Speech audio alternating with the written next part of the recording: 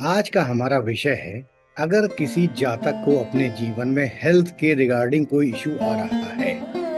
Health हो, फिर चाहे वो वेल्थ हो, और स्पिरिचुअल फील्ड में अगर वो प्रोग्रेस करने में अपने आप को सक्षम नहीं प्राप्त कर पा रहा है और वो स्पिरिचुअल फील्ड में बढ़ना चाहता है। सेम वे, अगर उसका प्रोफेशन या कर्म इन इन फील्डों से रिलेटेड है, जैसे म्यूजिक कंपोजर, एक्टर, साइंटिस्ट और रिसर्चर, इन सभी फील्ड में अगर आपको सफलता मनचाही नहीं प्राप्त हो रही है, तो इसका मतलब क्या है, आइए ज्योतिष के सिद्धांतों के हिसाब से जानते हैं। सेम वे, अगर आपका जन्म दिवस यानी कि डे ऑफ द मंथ, वो फिर किसी भी महीने में हो साल के, वो अगर 7 तारीख है, 16 तारीख है और 25 तारीख है, तो इन सभी का जोड़ साथ ही आता है।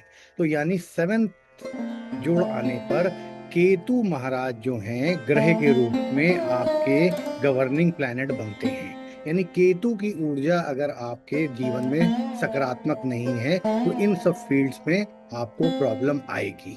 ठीक है, तब हमें उपाय के रूप में क्या करना चाहिए, इस पर आइए चर्चा करते हैं। तो केतु से रिलेटेड रत्न और जेम्स जो हैं वो होते हैं, कई मतों में पर्ल मोती को भी धारण करने से इन सब फील्ड्स में आपको अत्यधिक लाभ प्राप्त होता है। पर्ल के साथ साथ कैटाई और टाइगर आई का को भी धारण किया जा सकता है, if you are music composer, actor, scientist, researcher. ठीक है, उससे आपको उत्तम लाभ की प्राप्ति होगी। केतु ग्रह जो है वो रुद्राक्ष में 9 मुखी रुद्राक्ष को रिप्रेजेंट करता है।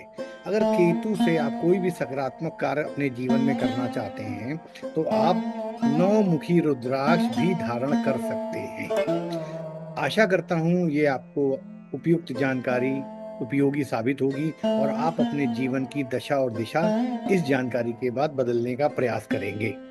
सभी को धन्यवाद। ज्योतिष जिज्ञासा की तरफ से मैं आचार्य जिज्ञासु अपनी वाणी को विराम देता हूं, और कल फिर किसी नए टॉपिक और ग्रह के साथ आपके बीच में उपस्थित होंगे और चर्चा करेंगे। धन्यवाद।